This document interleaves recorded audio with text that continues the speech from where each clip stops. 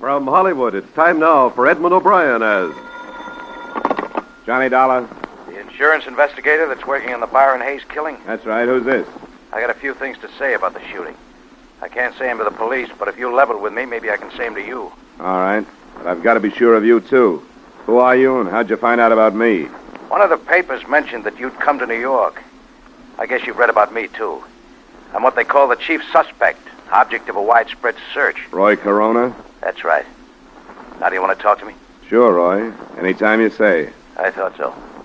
I'm going to give the phone to a friend that's with me. He'll tell you where to go and what to do so he can pick you up.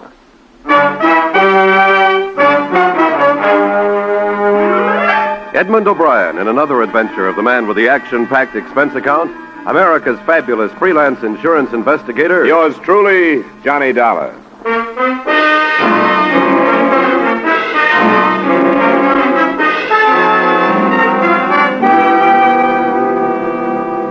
Expense account submitted by Special Investigator Johnny Dollar to Home Office, Corinthian All Risk Insurance Company. The following is an accounting of expenditures during my investigation of the Byron Hayes matter. Expense account item 1, $12, transportation from Hartford to New York. There wasn't much to be done that first day. The police had their theory on who had killed Hayes, and I hadn't had time to form mine. And then that evening, I received a phone call from a man who called himself Roy Corona, the basis of the police theory. 20 minutes later, according to instructions, I was standing on a 7th Avenue street corner holding a copy of Life magazine in front of my face so I'd be recognized.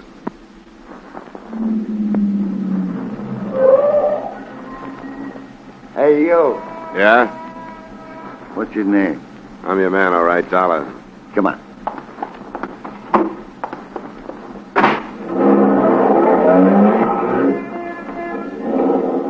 How are you, Dollar? All right. You didn't do anything I told you not to on the phone, did you? I told you I wouldn't do anything, didn't I? A lot of people make a lot of promises they don't keep. Maybe so. Well, I guess all I can do is either trust you or drive fast enough and far enough to shake a tail if I don't trust you. Or you can drop me if you don't want to go through with this. I didn't ask to come, you know. That's right. And I don't think you should have been asked. But it's Roy's neck, not mine. I'll just pretend there's a tail on me so I won't get out of practice.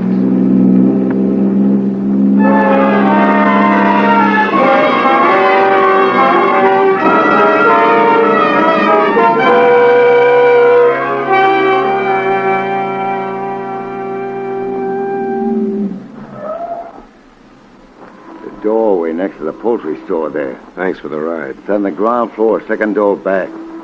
Tell Roy I'll sit out here for a minute and then park the car. Sure. Tell him I'll be in a little while. Yeah.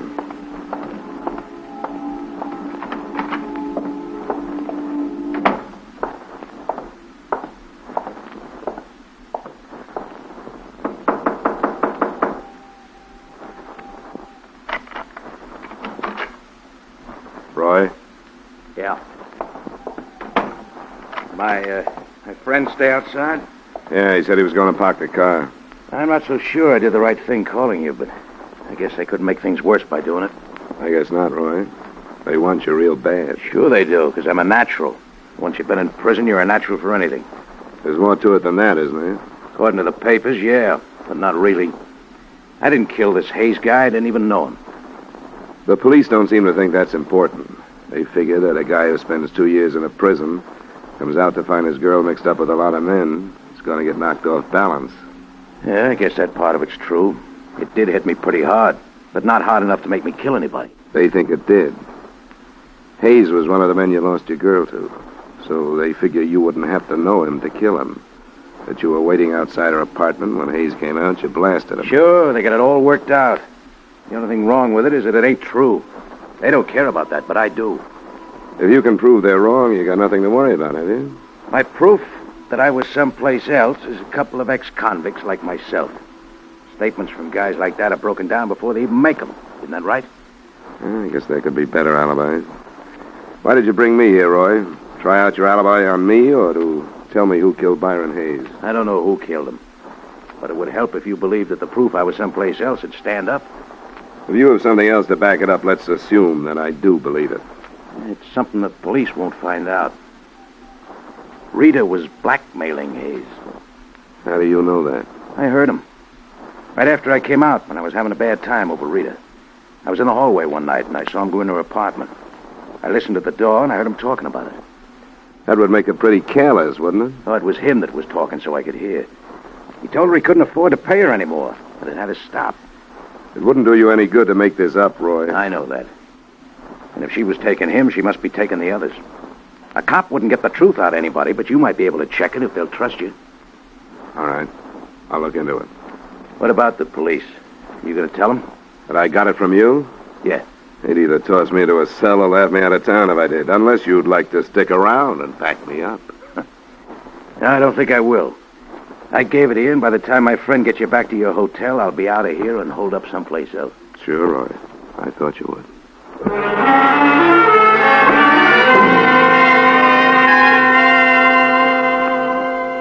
The only reason this tip from the number one suspect meant anything to me was that to date, no progress at all had been made. Rita Cobb, outside whose door Hayes had been killed, said she'd known him only casually, that he'd just dropped in. Nobody else could be found who knew about the association, and even the widow, Agnes Hayes, said she had never heard of Rita Cobb. After I was dropped at the hotel, I decided to try out the new lead on the widow first. I've told the police everything I know, Mr. Dollar. I'm afraid it wasn't very much, Mrs. Hayes, and I wondered if there might not be something you didn't tell them because you didn't want to. What do you mean? I'm not a policeman. There are no reporters around. Everything you say to me will be kept in confidence. Mrs. Hayes, didn't you really know that your husband was seeing Rita Cobb? If I'd thought he was, do you think I wouldn't have done something about it? You didn't suspect anything? No. Even now, I don't think he was seeing her, as you put it. Do you know why he would have dropped in to see her, as she said he did? No. I knew nothing about it. Oh, please, Mr. Dollar, you must understand that this has been very difficult for me. Yes, of course it has. As far as I'm concerned, my husband always was a man above question. His friends, his business associates, everybody looked up to him. I looked up to him. And now you and the others asked me to believe that he knew this woman. She said as much? No, she was lying. There must be something else she's hiding. She's saying she knew Byron to hide something else. She didn't know him. She's lying. We'll learn the truth, Mrs. Hayes. Someone told me that Rita Cobb was blackmailing your husband. That's not true. That he was heard saying he couldn't pay her anymore. That's not true. Why should he pay her anything? He didn't know her. All right, Mrs. Hayes. I only wanted to tell you what somebody said. It's not true. All right, Mrs. Hayes.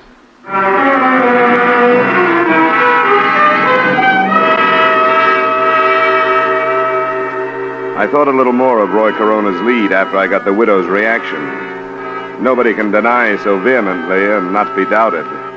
I wondered how the beautiful blonde in the case would take the bait.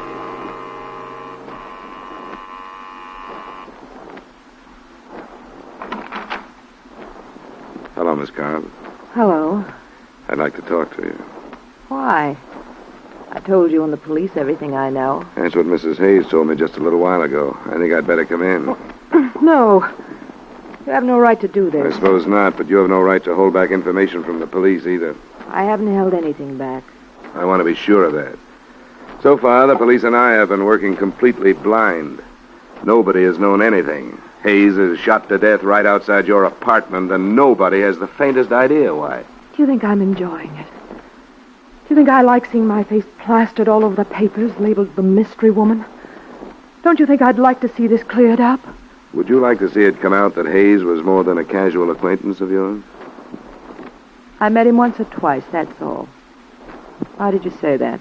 How many other casual acquaintances do you have? I don't understand. What about a man named Donald Smith? How did you find out about him? That's not the point. I refuse to have the names of my friends dragged into this. It wouldn't do any good. It wouldn't do anything but hurt them. Arnold Smith is about the same kind of man Hayes was. Married, past middle age, good-sized bank account. Don't drag him into this. Please. How about your friend Earl Fisher? Married, past middle age, good-sized bank account. What did you learn about him? I've learned about 2 or 3 more of your men. The police know? Not yet. You're going to tell them? I may have to. I wish you wouldn't. I didn't mention them because I didn't think there was any reason to. None of them had anything to do with Byron. How did you know that? Why, because none of them knew about him. Because he was such a casual friend? No. I lied about that. But not to hide anything from the police. And why? I don't know. I was afraid to tell about him. I can see why. There are a lot of things that aren't being told about this. But it'll come out if everybody in town has to be dragged into it. Now think that over, Rita, in case you feel like coming clean.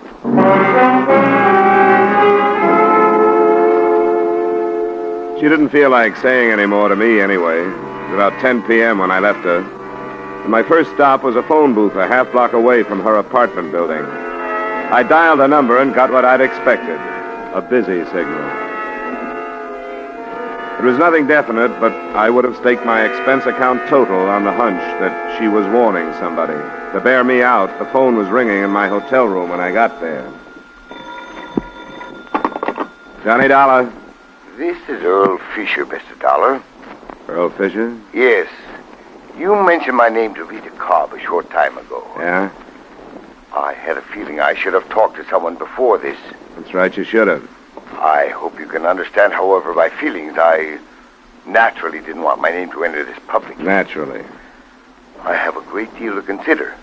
A family, reputation. Yes, I understand, Mr. Fisher. But I feel that I have to talk to you. Did you tell Rita Cobb that you were going to? Hardly, since she threatened me with dire consequences if I did. All right, Mr. Fisher. Where can we get together? I'd have to know that I could count on your confidence, at least temporarily. I think you can count on that. Could you meet me this evening? Where? Do you know Ricky's Club on Lexington near 80th? I can find it. Then shall I see you there in 30 minutes? The bartender will point me out to you. I'll be there, Mr. Fisher. Thanks for calling.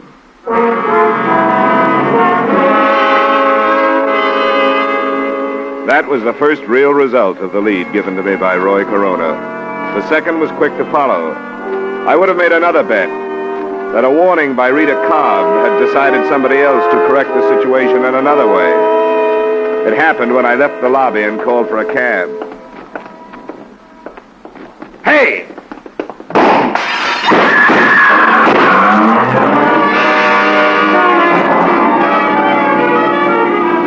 The shots came from a car, double parked. First, I saw the pistol come out of the window. Then I dropped, and from a prone position, I heard the rest. And I remember lying there. I didn't wonder so much about who was shooting at me then. I wondered how many people in the city of Greater New York wanted to see me and my information out of the way.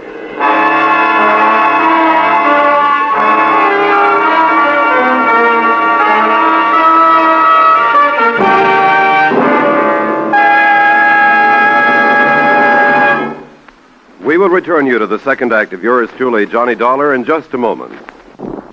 For another great crime-hunting drama, spend a half hour with CBS's Gangbusters every Saturday evening. On Gangbusters, sheriffs, police chiefs, and district attorneys from American cities and towns tell the story of their manhunts. Fine cast of top actors join them to reenact these real dramas of crime-busting in action. Gangbusters is heard every Saturday evening on most of these same CBS stations. Be listening this Saturday, won't you? And now, with our star Edmund O'Brien, we return you to the second act of yours truly, Johnny Dollar.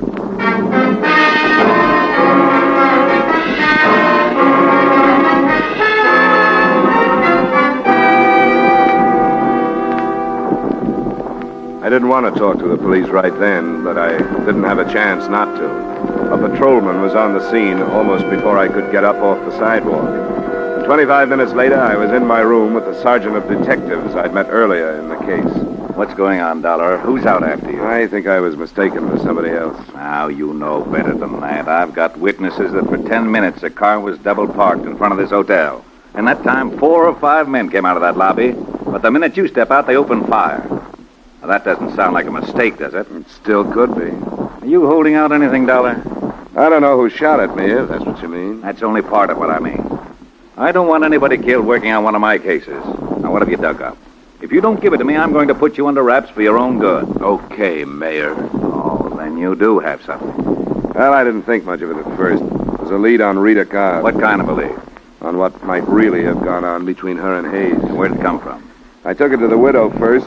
She still denied knowing her husband was acquainted with the Cobb woman, but she may have realized that by admitting it, she'd be giving herself a motive. That's not new. No, but the possibility of blackmail is. And she could have known about that, too. Blackmail? Where'd that come from? I can't tell you, but I think it's worth something. I have a list of names. Men who might be on the same spot that Hayes was. Got it written down? Yeah, right here. Where'd you get this, Dollar?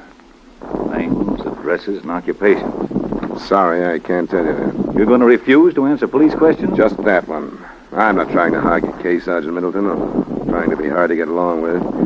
But you've got to understand. You must have given your word to an informer somewhere along the line. All right, we'll let it pass for now. Thanks. And I guess you understand, too, that you're probably holding the names of some potential suicides if you break this publicly right now. What about a potential killer? Do these men know you're onto them? I'm not sure how many. I tossed a couple of names at Rita, generalized the rest. Then one of them phoned me. When I was leaving the hotel, I was on my way to meet him. He probably baited you out onto the sidewalk. It could be. I couldn't tell where he was phoning from. Maybe right downstairs. Which one was he? This one, Earl Fisher. Married, family. Fairly big gun on the stock exchange. Motive enough to make a try on you? No proof that he fired the shots, but I'd pick up Rita Cobb as a material witness or something. Somebody might think of putting her out of the way if they haven't already. No, not if they know you have their names. Well, I guess you're right. But I'll pick her up anyway. Let me get on the phone. Just try a check on Earl Fisher.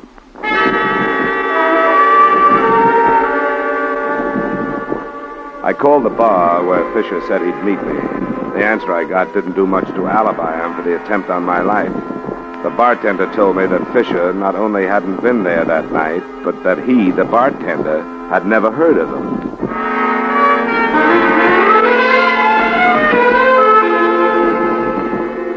While Sergeant Middleton went out to pick up Rita Cobb, I hopped a cab, went back to the Hayes address to try the widow again. Is it absolutely necessary, Mr. Dollar? I'm so distraught. I'm afraid it is necessary, Mrs. Hayes. A number of things have happened since I left you. Very well. I hope you won't stay long. I'll try not to. Would you like to sit down? Yes, I think we'd better. All right. Come in here. I hope you'll forgive the appearance of the apartment. I haven't had the servant in. Might have been better if you had, rather than staying here alone. I couldn't. I couldn't face her. I don't know how I'll be able to face anybody ever. We've been not what you'd call prominent people, but certainly quite acceptable. Then to have Byron killed in that sordid place under these circumstances. What circumstances, Mrs. Hayes? That girl. No one will ever really believe that Byron didn't know her, no matter what the truth is. I think you know what the truth is, but you've had reason to deny it. Now, what reason? What are you trying to save? Save? What is there to save now? I can't think of anything except what's left of your pride, Mrs. Hayes, if you'll excuse my saying so. You're a cruel young man. I don't like to be, but sometimes it's worse to be too kind. You've taken advantage of the police and me by holding back the truth for purely selfish reasons. Mr. Dollar. You're less interested in seeing your husband's death cleared up than you are in what your neighbors will think of you when the truth does come out. And it has come out. Mr. Dollar. And you're in danger of having to answer impeding the investigation of the death of your own husband. Now, what will your neighbors think of that? Mr. Dollar, what are you saying? What do you mean? Rita Cobb admitted to me that your husband was more than a casual friend. She's lying. Another acceptable husband admitted to me that she was blackmailing him. There are others. So it's only logical to assume that she was blackmailing your husband. That's not true. How do you know? It can't be true. The state will spend a year looking into Mr. Hayes' money transactions, if they have to. And there's something else. I'm convinced that you knew about it. I was convinced by the way you reacted when I told you earlier tonight.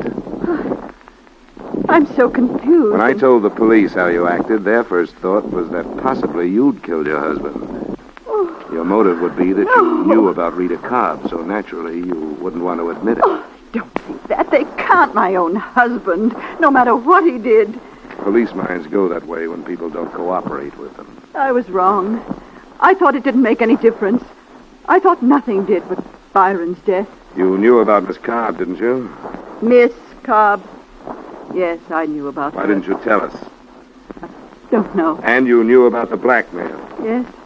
Oh, I know why I didn't tell you. I've been trying to spare myself, as you said, but for far worse reasons. I'm responsible for Byron's death. How, Mrs. Hayes?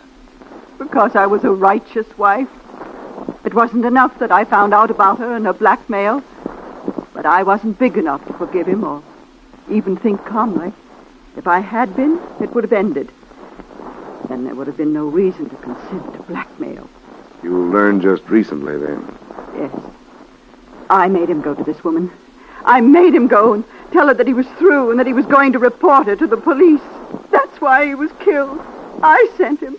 And I was afraid to admit my responsibility. He was killed night before last. You must have learned that day. A man came here. He said Byron knew that woman. I didn't believe him. But when I faced Byron, then I knew. This man, did he give you his name?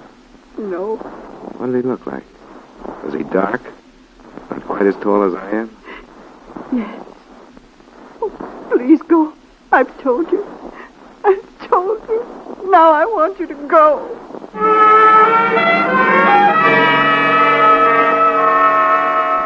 I left and took with me one more piece of the puzzle that looked like it was ready to fall into place. The man I described to her was my original informant, Roy Corona.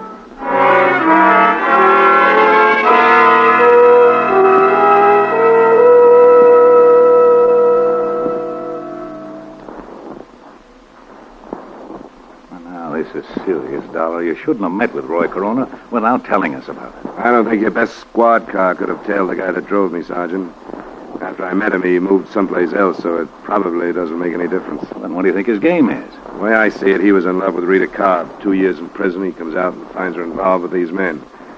He did enough listening at doors to satisfy himself that she was blackmailing Hayes as far as I can go. He's hoping to frame her for it or whether talking. Well, you shouldn't have met him when doors coming up. There.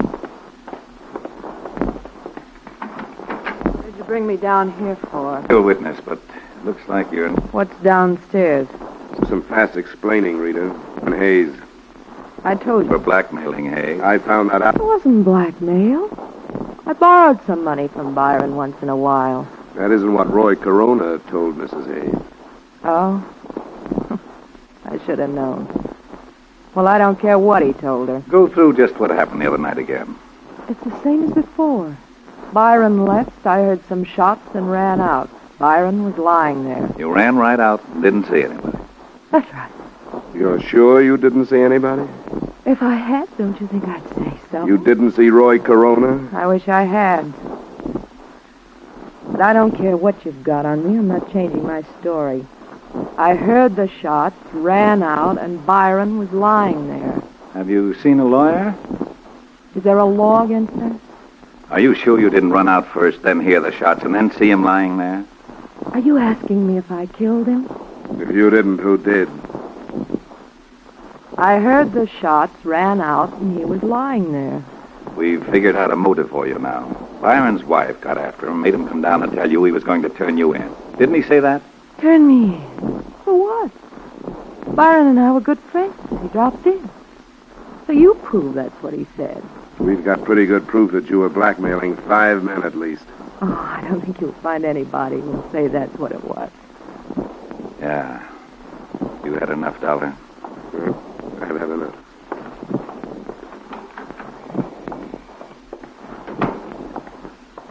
I'm going to see her charged with murder tomorrow. You've certainly got enough.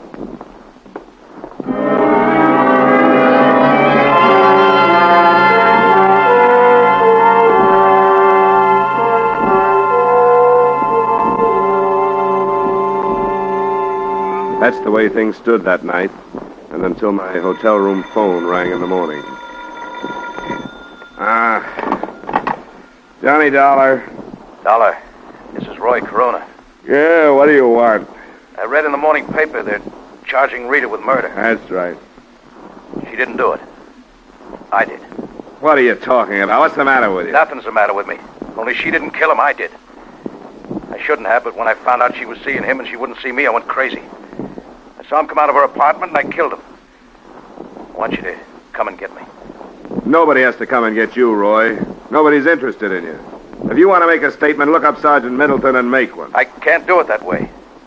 Look, I'm where you first met me. Bring the sergeant and come out after me.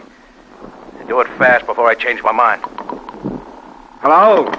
Hello?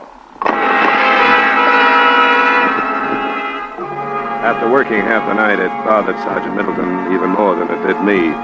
But it was something that we thought we should look into. About 45 minutes later, we were knocking on the door of the dingy room next to the poultry shop.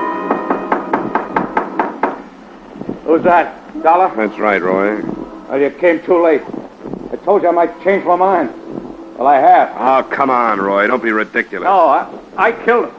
And if there's no chance of working out a life with Rita, you might just... Look, Roy, everything is just... Okay, Dollar, let him have it.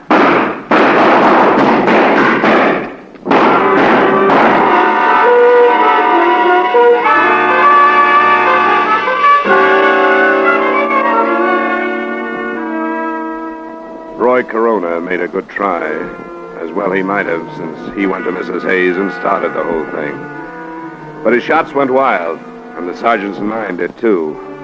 When we dragged him out, he was still telling the same story. He didn't stop trying to save her until he heard about the confession made by Rita Cobb after I'd left her, about her motive and about the murder gun that turned up in her apartment. Find enclosed his reaction to that. I'm sorry. I started it. I wanted to get her away from these men. I thought I could scare her away from the things she was doing. That's why I went to Hayes' wife. I never thought it'd lead to this. And I'd take the rap for Rita if I could. I wanted to get her to come back to me. Now look.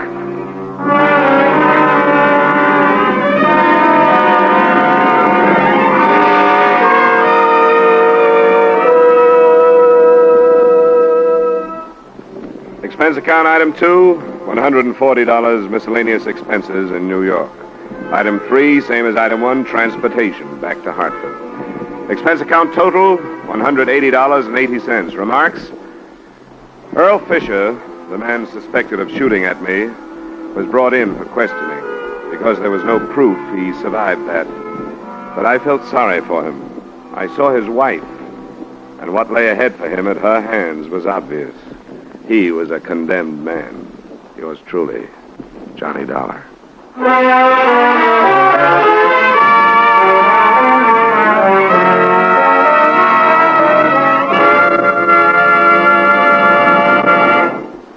Yours truly, Johnny Dollar, stars Edmund O'Brien in the title role and is written by Gil Dowd with music by Wilbur Hatch. Edmund O'Brien's latest picture is the Paramount Pictures production, The Redhead and the Cowboy. Featured in tonight's cast were Jim Nusser, Lee Patrick, Gene Bates, Ed Begley, and Jack Moyles. Yours truly, Johnny Dollar, is produced and directed by Jaime Del Valle. This is Dick Cutting inviting you to join us next week at this time when Edmund O'Brien returns as... Yours truly, Johnny Dollar.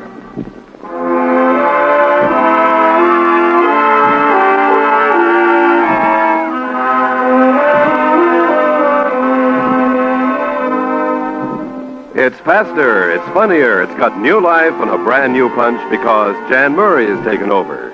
It's CBS's Saturday night musical quiz, Sing It Again, an hour of mirth, melody, and money that's heard on most of these same CBS stations. Yes, Jan Murray is your new host. Alan Dale, Judy Lynn, the Riddlers, and Ray Block are your music makers. And there are still loads and loads of cash for identifying the new Phantom voice. Be sure to hear the new Sing It Again, starring Jan Murray, tonight on CBS. Stay tuned now for Von Monroe's Caravan, which follows immediately on most of these same stations.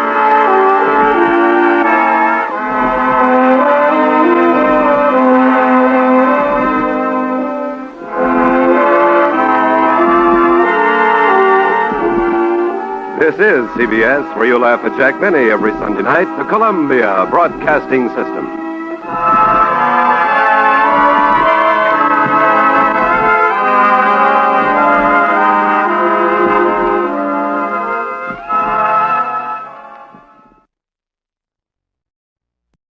From Hollywood, it's time now for... Johnny Dollar. I have a call for you from Hartford. Go ahead, please. Johnny? Right here. Connors at Paramount Adjusters. Say, what was this wire, Johnny? You serious about denying liability to Mrs. Henderson? I sure am. I think it'll bring the whole thing out in the open. This is pretty serious. Have you got any concrete evidence death wasn't accidental? Jim, I have a copy of the coroner's inquest. Concrete evidence that Mrs. Henderson lied under oath. She said her husband was drinking the morning he died.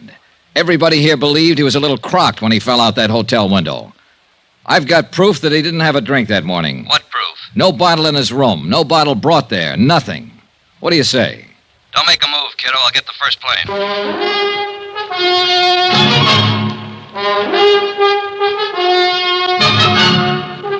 Tonight and every weekday night, Bob Bailey in the transcribed adventures of the man with the action-packed expense account, America's fabulous freelance insurance investigator. Yours truly, Johnny Dollar.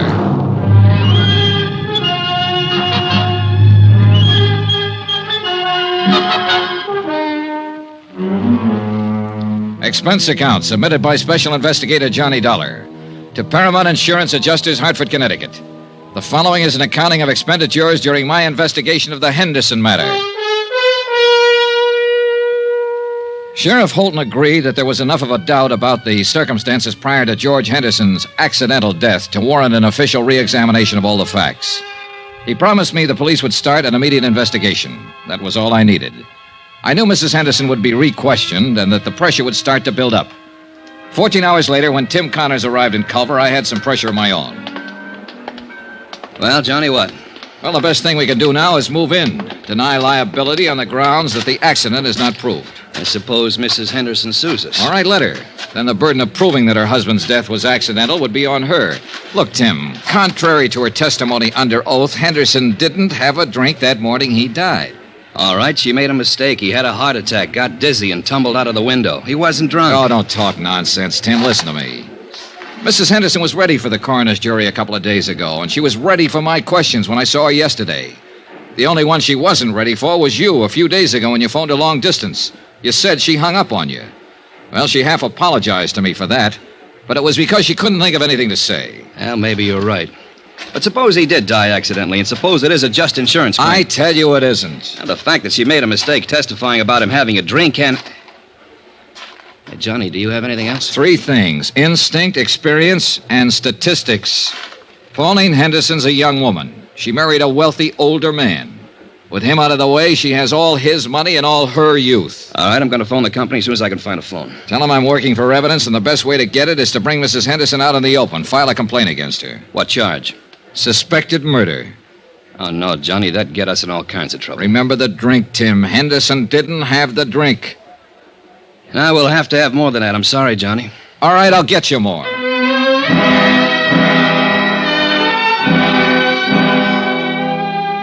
An hour later, I was with Sheriff Holton comparing notes. He reported that after questioning Mrs. Henderson, she admitted she might have been mistaken about Henderson drinking the morning of his death. She wasn't sure. But Eve Holton said what we both were thinking. You went in front of the coroner's jury and gave a misleading impression, son. Made us think that George was drunk and stumbled out the window. Well, we better find out who helped her pull this off.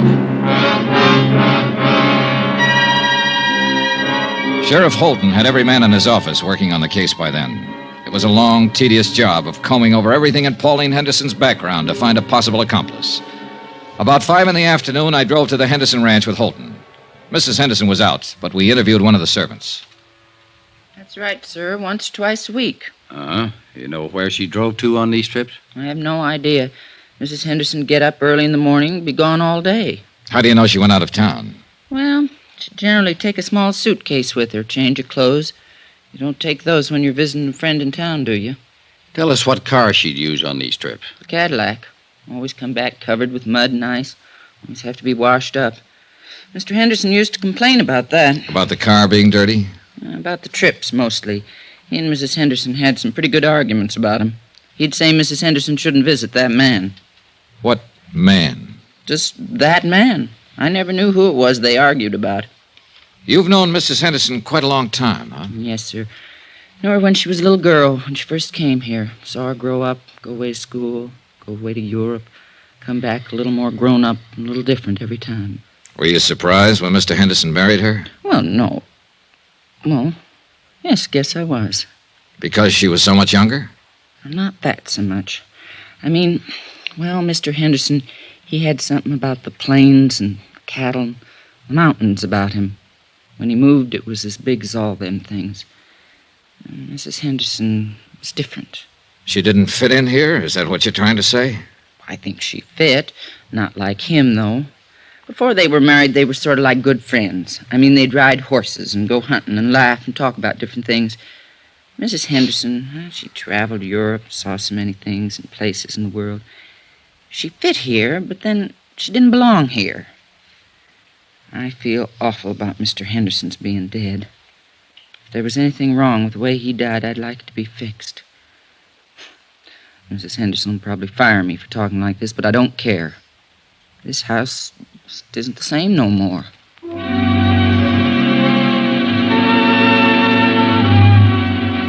By the time we got back into town, Sheriff Holton's boys had discovered the names of 3 men who had been seen at various places around Culver in the company of Mrs. Henderson. Rod Tyler. Oh, who's he? Mining engineer. He's been away from here for over a year now. See, now, here's another one, Sam Pollard. Sam died 6 months ago. Hey. What? Noah Baxter. Noah Baxter. That name's vaguely familiar. Yeah, he owns a hotel you're staying in. A couple of ranches, too. Well, he might have been the one who tried to have you thrown out. Oh. He also owns the mayor. Young man? About 30, 35. Let's go see him. Another drive, this time north of Culver to the Baxter Ranch. We found Noah Baxter busy with his help, shoring horns on cattle. A lean, tall man with thin features. If you're trying to find out if I've been seeing Pauline on the sly while she'd been married to George, why didn't you come right out and ask? All right, have you? No, not on the sly. There's nothing between us. George knew any time she came over here to see me. He was a good friend of mine. I'm sorry he's dead.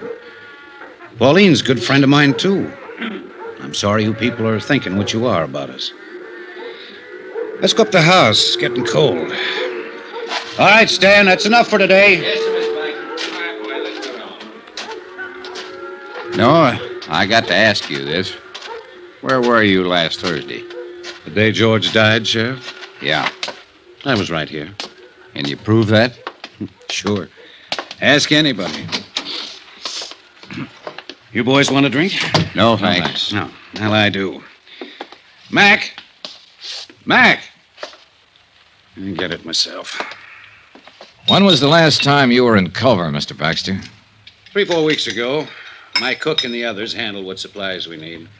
Do you mind if we talk to some of your help around here? No. What do you want to talk to him about? About last Thursday, about what happened when Mrs. Henderson came here to visit? It wouldn't look good if she came here to visit me, would it? Well, that depends on the circumstances, no? She'd come and sit there and read and look at some of those paintings. We'd talk when I had time. Anything wrong with that? No. Mr. Baxter, I think I ought to tell you, I've asked my company to file a complaint against Mrs. Henderson. Suspicion of murder. Oh. I'd like to tell you something. She didn't kill him and she didn't have him killed. She loved him a lot more than George loved her, I think. Both of you know her. Her dad was a drunken cowhand. When he died, George took her over, gave her everything. So you see, you're wrong. She loved George for giving her what he gave her, and mostly for being the kind of a man he was. I lied to you a couple of minutes ago. There was something between us. It was bound to happen sooner or later. She'd come here to cry on my shoulder, and I let her. Cry? About George. He wanted to divorce her. Didn't you know that? I had the idea it was the other way around. Oh, you're all wrong. George raised her, educated her, made her into a woman, and then he married her. And she wasn't what he wanted at all. Do you know who George wanted to marry? Mattie Knickerbocker, the schoolmarm. Go on. Oh, there was nothing between George and Mattie, but there would have been if he'd lived. What about you and Mrs. Henderson? Yeah. The thing that was between us was that I wanted her. She didn't want me, but I wanted her. I was glad when she told me about the divorce coming up. I really think she would have listened to me. But she wanted to be married to George. She really loved him. Sure you don't want one of these? No. No. And I really loved her. I went to see George last Thursday at his hotel. You know why? To tell him to go back to Pauline. Yeah, because I knew what he meant to her. You can talk to my people around here. They'd lie for me and say I was here last Thursday all day. They'd tell you that Pauline never came to see me. They'd lie right down the line for me. But, Mr. Dollar, I can't let you get out that complaint and take her in. One of my trucks was taking some beef to the hotel last Thursday. I rode in with the driver and went in the back way. I went right up to George's room to talk to him. Pauline had just left. I wanted to talk to him about the same things I've been telling you. I didn't want to hurt him. I loved him, the same as everybody loved him. When I got to his room, he wouldn't let me talk at all. He was mad that I interfered, and he tried to swing on me. I shoved him once. He went out the window. That's all. I killed him.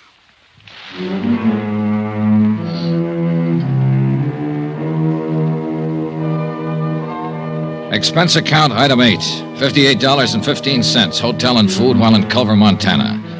Item 9, same as item 2, transportation by train and plane back to Hartford. Item 10, $88, miscellaneous. Expense account total, $802.50. Remarks? We still had to pay double indemnity. Mattie Knickerbocker, Pauline Henderson, Noah Baxter, they'll pay another way. With the hurt that comes to nice people. Yours truly, Johnny Dollar.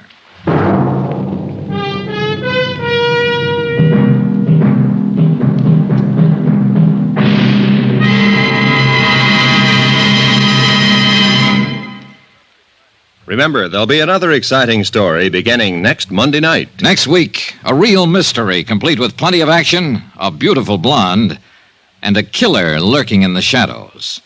Join us, won't you? Yours truly, Johnny Dollar.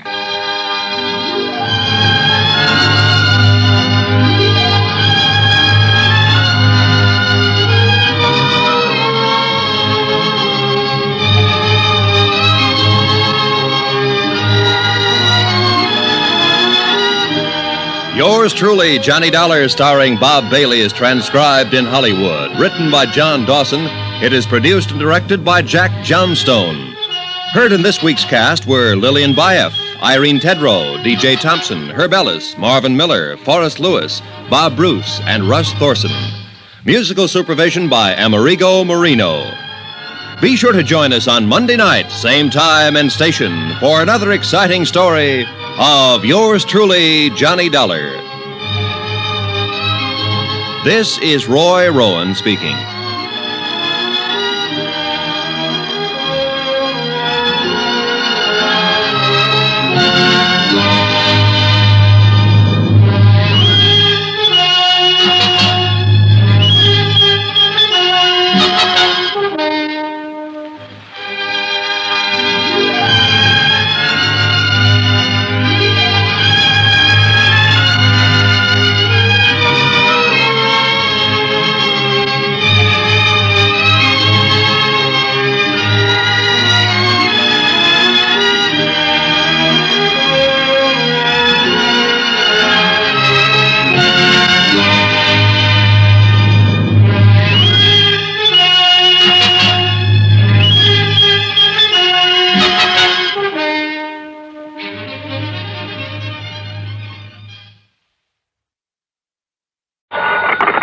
Johnny Dollar. Pat McCracken, Johnny. How's the weather in Palm Springs? A blonde in a bikini just melted past my poolside window. Goodbye now. Oh, don't hang up. Johnny, this job's just a few miles north of where you are. It'll take maybe a day to clear it up. Yeah, you said that last Christmas, Pat, and I got trapped in a blizzard. This season, I soak in the sun. Happy New Year. John boy, we have a bonus list in this office. Your name could be on it. Near where I am, huh? It's a ghost town named Calico. An old prospector named Kringle is breathing his last up there. I thought old prospectors never died. He wants to change the beneficiary on his $50,000 policy, but a nephew, Ned Kringle, threatened suit if we let him. So you contact our agent, Gene Craig, in Barstow. Who's the new beneficiary? Carmen Kringle. Carmen? A burro. A burro? Yeah. If I don't hear from you, Johnny, Merry Christmas.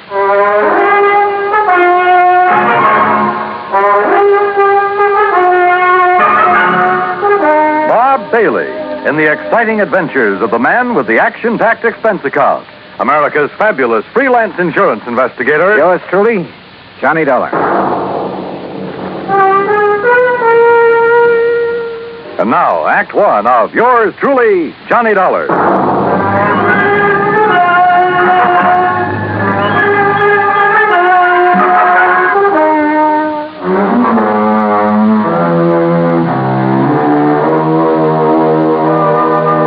Expense account submitted by Special Investigator Johnny Dollar to the Home Office, Universal Adjustment Bureau, Hartford, Connecticut. Following is an account of expenses incurred during my investigation of the Carmen Kringle matter. Expense account item 1, $1.40. Telegram to Gene Craig in Barstow telling him where and when to meet me.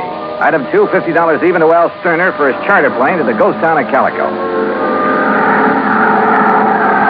The guidebook says there's something about desert country that's good for the soul.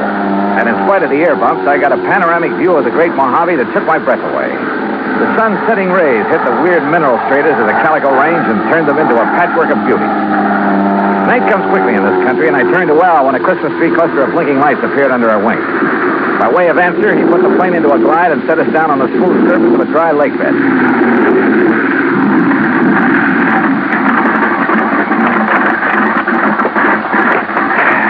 Johnny, you want me to wait around till your friend shows up? No, thanks. Well, there seems to be plenty of company. That's just an old coyote. Don't stand too long or you'll freeze to the spot. Okay. Good luck. Call me when you want to be picked up.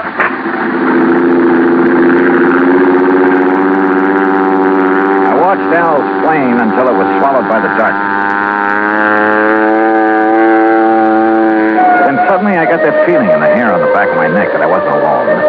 The moon was up enough to make out shadows, and silhouetted in a circle around me was a strange collection of figures. One of the pack moved toward me, and for a crazy second, I thought I bumped into Santa Claus's reindeer. Then a car without lights came rushing at me. The headlights slammed on, and I got a glimpse of a donkey herd scattering into the night. All right, mister. Walk toward me. Slow, with your hands high. I've learned never to argue with a Winchester 94, so I followed orders. I spotted the weaving headlamps of another car approaching and prayed it was the agent, Gene Craig. Close enough, Sonny. I can pop the rattlers off a sidewind at 60 yards, so don't you make no sudden move. He was maybe 60 with gray sideburns and a frosty goatee. A marshal's badge was pinned to his leather jacket. All right, now, mister. Marshal, that's all right. That's Mr. Dollar. Huh? I was supposed to meet him earlier. I'm awfully sorry, Mr. Dollar. I'm Jean Craig. Huh? I couldn't get here until I drove Doc Spangler up to Chris. He's had another setback, Marshal. Yeah, some darn fool let down a rail on his corral, and Chris Kringle's whole herd got loose. He don't give a chuck for most of them, though, except Carmen. Now he's fretting because she's running wild. Almost had him tracked down when this here fella showed up. If you vouch for him, huh, Gene? You are Johnny Dollar, aren't you? Well, a frozen facsimile. Come on, I'll drive you into Calico. You tell Chris that I'll have his Carmen back in the corral before the moon's full. And, Gene. Yeah, Marshal. Tell the old sourdough to stay alive, will you? We need him around here. Sorry about mistaking you, Mr. Dollar.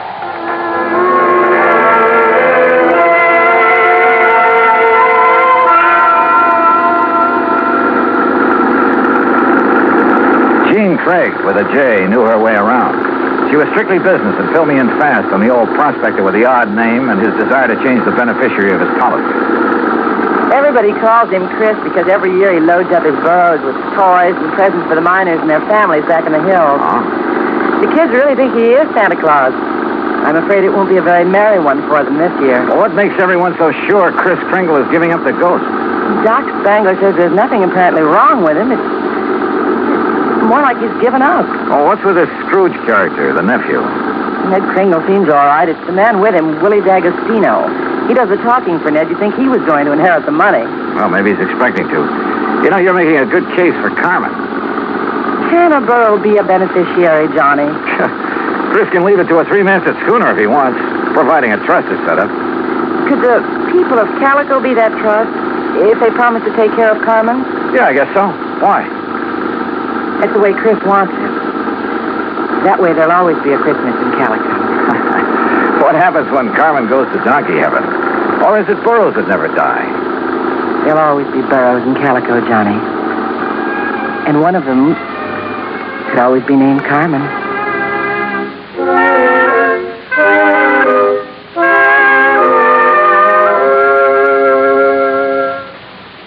Act two of yours truly, Johnny Dollar, in a moment. Act two of yours truly, Johnny Dollar, and the Carmen Kringle matter.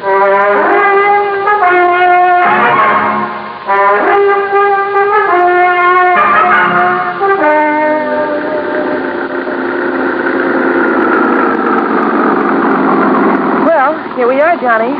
Calico, once the richest silver city in the West.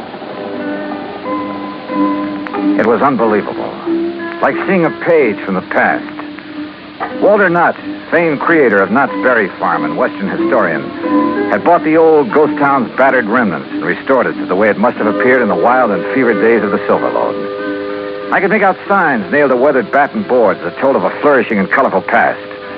Joe's Saloon, The Last Chance, Hyena House Hotel, Lane's Mercantile, the Calico Prince. High on a hill at the edge of town, people were gathered at the entrance to a cave that was illuminated by hundreds of miners' lamps. Kind of gets you, huh? Almost like it was planned. They're rehearsing for the Christmas Eve pageant. Maybe you can spend Christmas Eve with us, Johnny. If you don't have other plans. I have a day with a steam-heated swimming pool. What? Come on. Let's meet the old man. Expense account item 3, $100 for a quart of perfume or a mink scarf, anything to wipe the hurt look off of Gene Craig's face. She led me up the steps to the rickety porch of Chris Kringle's wooden shack. A tall figure carrying a black bag stepped toward us out of the shadows. Jeannie, I'm glad to see you. Will you drive me back to town? Why, certainly, Doc. Oh, this is Mr. Dollar. Hi, son. Hi. Chris, is he still all right? I couldn't say. Been sitting out here waiting for you. You haven't seen the patient? The medical man owes a duty and all that, but I'm too old to talk back to a gun. You mean they wouldn't let you in? Tired of it. Well, I'm not a medical man. Well, please be careful, Johnny. I told you, Stallbone, stay away and leave the old man to...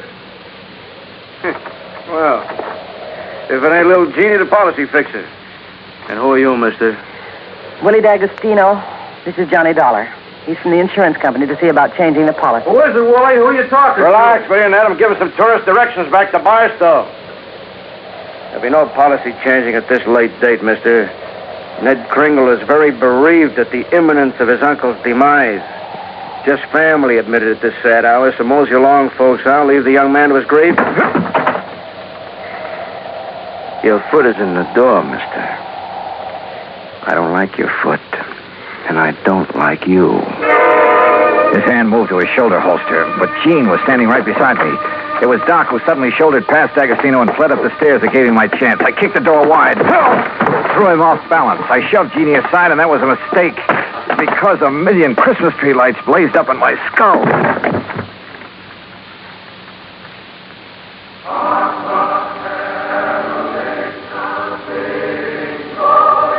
Then slowly the tree lights faded away, and I saw Jeannie fussing over me and looking worried. A young, nice-looking fellow was seated next to a marble-top table. D'Agostino leaned against the stone fireplace and dangled his gun, smiling like he had a stacked deck. He's all right, Doc? A nasty cut, but no fracture. I know how to pull my punches, Doc. The old man. How is he? No better, no worse. Just lying up there staring at the ceiling. I want to see Chris. I have a right to, Ned. I'm an old friend. Wooly, wouldn't it be okay if Gene just went up? No, let him die in peace. He's past caring who sees him. Wooly, these people have a right. I said no.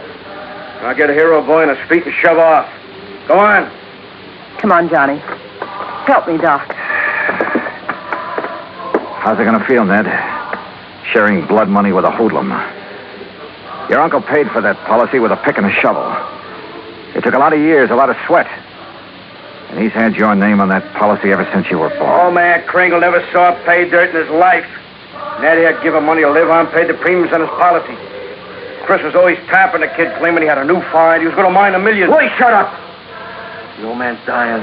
Tell him, Ned. Tell him how the old phony was always taking the bars, making like Santa Claus with the money you give him. Willie, haven't you got a... Tell him to hold on to the money! I know he's been waiting a long time for this. Me. Willie D'Agostino, that's who. Is that true, Ned? Yeah. I thought my uncle would make a strike someday. I honestly thought he'd strike it rich. I know he tried. He did strike it rich, Ned. When he dies, every man, woman, and child in this town will mourn him. He'll live in their hearts. What will people remember about you, Mr. D'Agostino? All right, get out and stay out before I... Willie, this rifle will make a hole in your belly big enough to pass a borax team through. So you just drop that gun.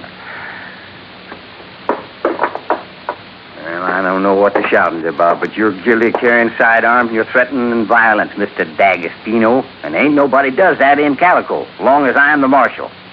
Now, you better get. Ed Noller, I love you. So let Gladys hear that. Well, I'll see how Chris is. Doc, you tell the old buzzard that I got his Carmen back in the corral. Jingle bells and all. Yeah, nice work, Ed. Now, what's holding you, mister? Okay. All right, let's go, Ned. Let the squares have a round, huh? I'm going to stay here, Willie. I want to be here when Chris... Hey, that's a good idea. That way, no fooling around with the will, huh? Smart kid, that Ned. See you at the funeral, huh? I'll go up now. You were wonderful, Marshal. And you too, Johnny. Oh, yeah, sure. I take a nice sock on the head. Say, you folks better come up, too. Chris wants to say something. Oh, wait a second. I figured on this. The corral. Come on.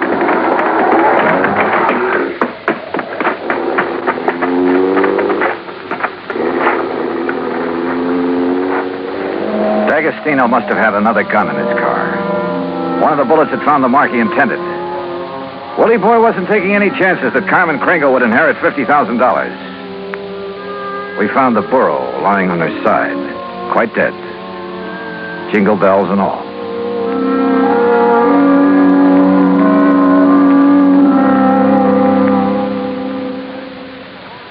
Act 3 of yours truly, Johnny Dollar, in a moment. Act 3 of yours truly, Johnny Dollar, and the Carmen Kringle matter.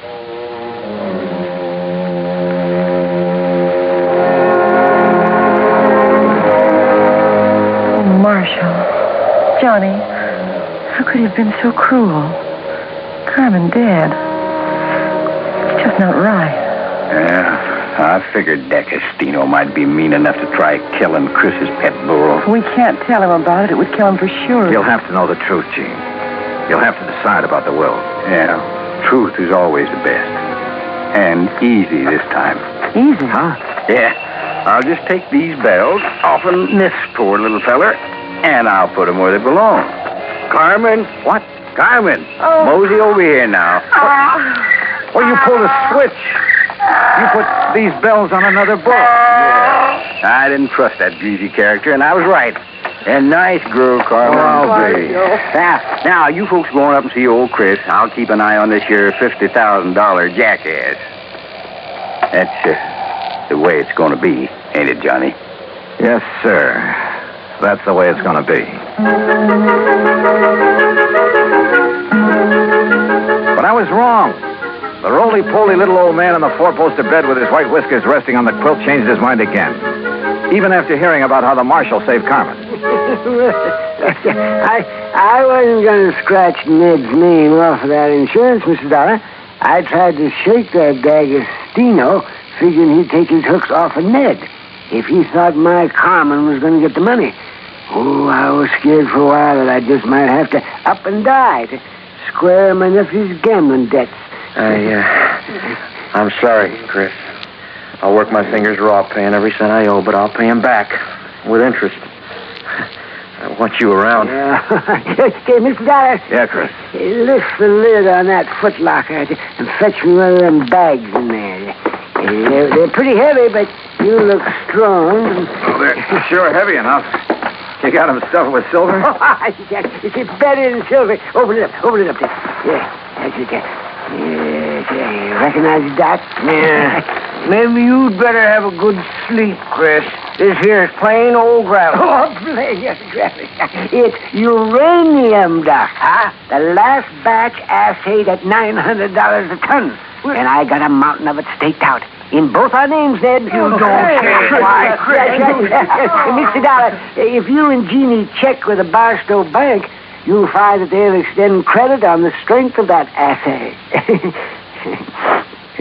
You reckon you can spend 2 days buying enough presents so as we won't disappoint the folks hereabouts?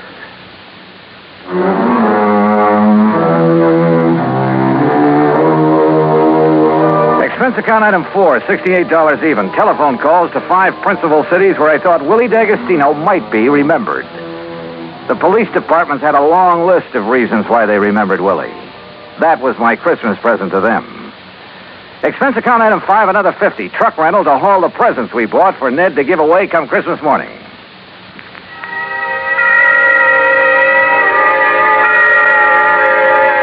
And then it was Christmas Eve. We sat on the Kringles' porch and watched the procession up to the Maggie mine. The flickering lights from the miners' lamps reflecting on the faces of the happy children. Old Chris was bundled up in blankets, his little eyes twinkling, chuckling to himself like he knew all the answers to the universe. Jean was there, too. Kind of nice. Isn't it, Johnny? Kind of nice. Marshal Ed Noller was one of the wise men in the procession. I recognized the sideburns. And Doc Spangler couldn't hide his height. Oh, he wore an awful beard. Ned Kringle led the burro that carried the Blessed Mother. Yeah, you guessed it. The burro was Carmen Kringle. Expense account total, including return to Palm Springs and incidentals, $229.75. But forget it, Pat. This is the best holiday I ever had. And I was only cold at the start. From all of us to all of you, may this be your very merriest Christmas ever. Yours truly, Johnny Dollar.